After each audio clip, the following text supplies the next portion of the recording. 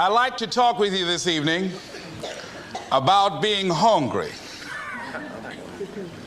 Somebody said, I'm hungry. It is something I like to share some ideas and thoughts with you. I'm not asking that you believe anything that I say. I'm not asking that you agree with me. I'm merely asking that you stand on and in the conversation that we'll share with you this evening.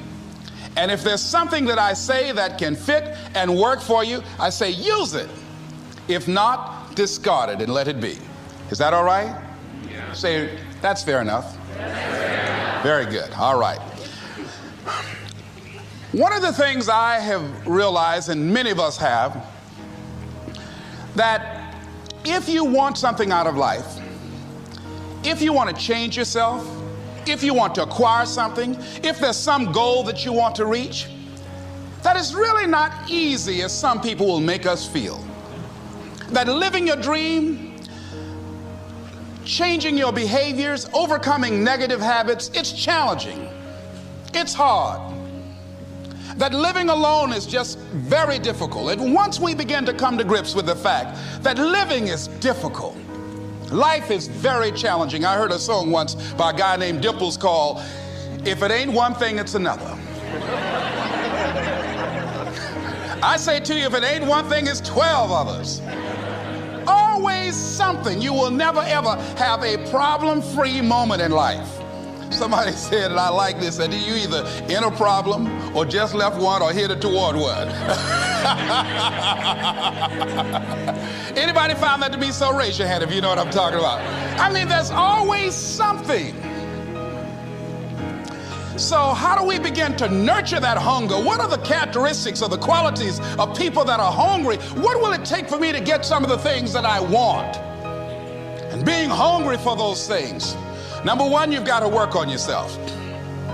It's very important that you engage in an ongoing process to develop you. Spend more time on yourself than what you've been spending. It's very important. You owe that to yourself. I was reading a book by Og Mandino called The University of Success. Read one line, gave me a chill. I didn't have to read anything else in the book. He said, many of us never realize our greatness because we become sidetracked by secondary activity. We spread ourselves too thin, don't know how to say no. And we find ourselves doing all kinds of things and never ever have time to do those things that we need to do to work on ourselves. And then there goes a second, there goes another second, there goes another second, and we can't stop and hold time. And before you know it, you wake up one day and you're behind on your dreams and your bills.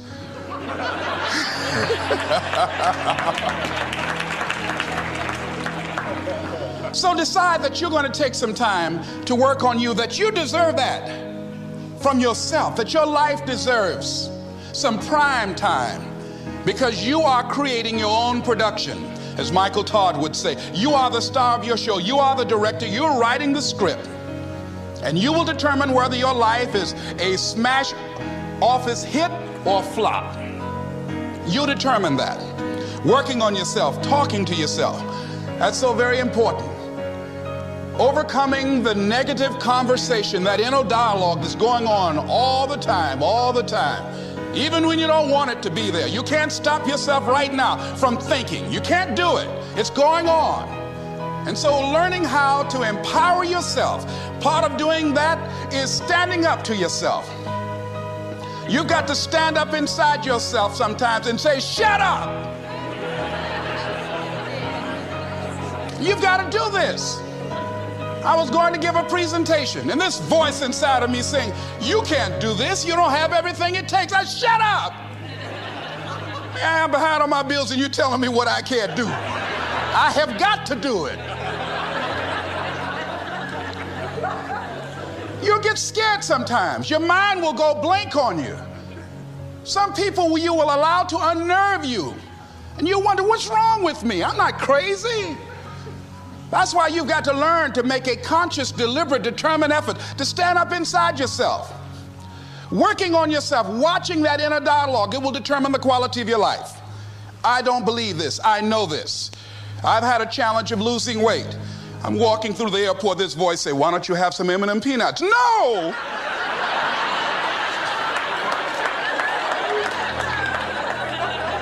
Well, just one. Then after you eat that, you might as well have a Snicker now, you sucker. I mean, it's challenging. My mother fixed the kind of sweet potato pie you can't eat with your shoes on. Have to take your shoes off so you can wiggle your toes. It sticks on my fingers. It says, eat it. One little bite won't hurt. That voice, constantly. Little demons from Colonel Sanders driving my car in there. I had to say, no. I'll diet tomorrow. I saw a skinny man get hit by a truck. Had he had a little bit more weight, he might have lived, you know. Some of you know what I'm talking about. Raise your hand if you know that. That voice is awesome. So you have got to stand up to that voice.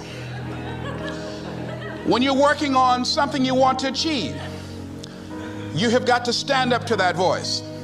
You've got to sell yourself every day on your abilities, on what you're doing, on the goal that you want to reach. You've got to sell yourself every day, according to your level of belief. It will manifest itself in what you're doing. Whatever we have right now, whatever we're demonstrating in our lives, is a result of what we believe subconsciously that we deserve. And part of increasing that belief level is that you have got to convince yourself every day.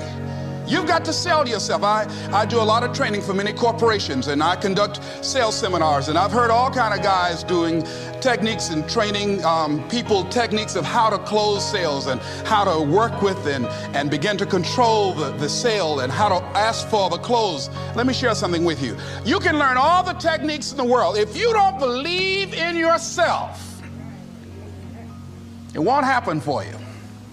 I learned all of it. So that's why I do a training called Focus on the Seller. You've got to focus on you. And as you convince you, as you sell yourself every day, you will begin to see a difference in the things that you're doing. Selling yourself on your ability to perform a job, to achieve a certain objective. Telling yourself every day, here I go again. And I got what it takes. This is my day. And nothing out here is going to stop me. And when you go out there in life, say, come over here. Say it again. Well, I'll be back tomorrow. That brings me to the next thing. It takes courage to act. Part of being hungry when you've been defeated, it takes courage to start over again. I used to do door-to-door sales, and I was working with another friend of mine, and door-to-door sales, I mean, it's punishing. It's cruel and unusual punishment. And I was a little boy knocking on the door. Hello, would you like to buy a nice working television set? No money down? No! Bam! They slammed the door in your face. And the friend of mine that was working with me, they slammed the door in his face, and I looked back, and he was going to the car. He said, I can't do this. And he sat down in the car, and he said, you go ahead, I'll be here when you get back. Now, he had a mother and father to take care of him. My mother was ill. I am adopted. I was hungry. I had to go on. I learned something about myself. That when you step into your fears, somebody said, it was Winston Churchill, he said that courage is going from failure to failure without losing enthusiasm.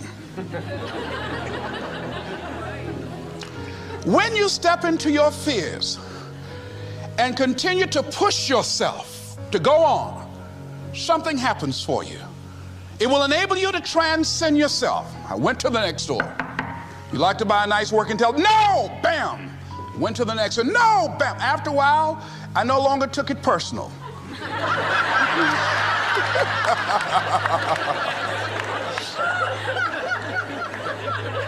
And I began to play a game. I said, well, I know there's a yes out here somewhere, and I'm going to keep on till I find it. And I'm not going home until I do. And I continued to knock on doors. And then somebody eventually would say yes. And I said, are you sure? And I would go in there and I would get the sale. When you have something you want to do, if you don't develop the courage to do that which has been given you to do, and you spend a lot of time going around trying to convince other people or trying to get their approval, what will happen is that you will lose your nerve. And other people will convince you that what you're doing doesn't have any value, and you'll give up on your dream. It's an interesting thing about life, I've also found, that if you don't have the courage to act, sometimes, and particularly, if you have something special to do, life will move on you. If it were not for life, I would still be a disc jockey. I didn't just leave voluntarily to go to the state legislature. I was fired. I was working on a job, and I came home one day. I was married at the time, and I told my former wife, I said, that guy Bert I work for is stupid. She said, if he's so stupid, why does he sign you a paycheck? Now you see why I divorced her, right? I couldn't stand her.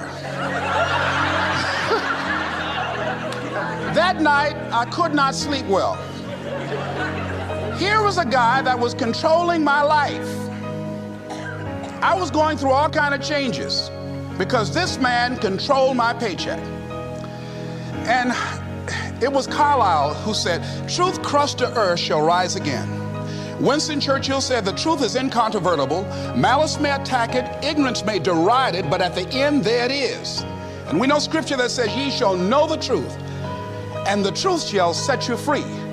And the truth that I had to come to grips with, that I wasn't in charge of my destiny.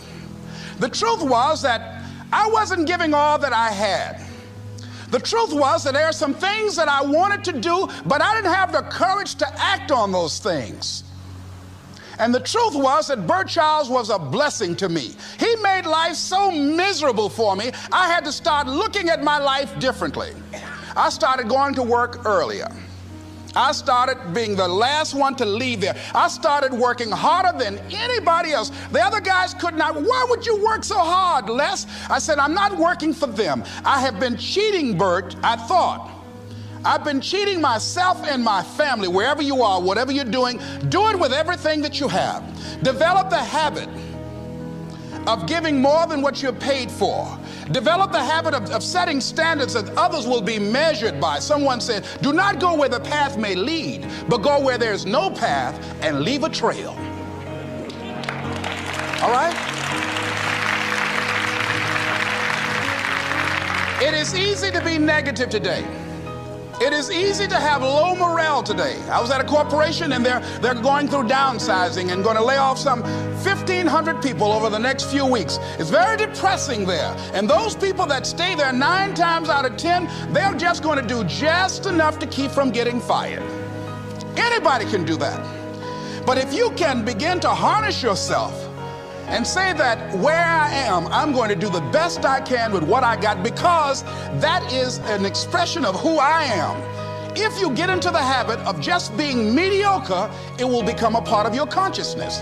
If you get in the habit of giving less than what you have it within you to give, it will begin to reflect itself in your personality. It will begin to damage you psychologically.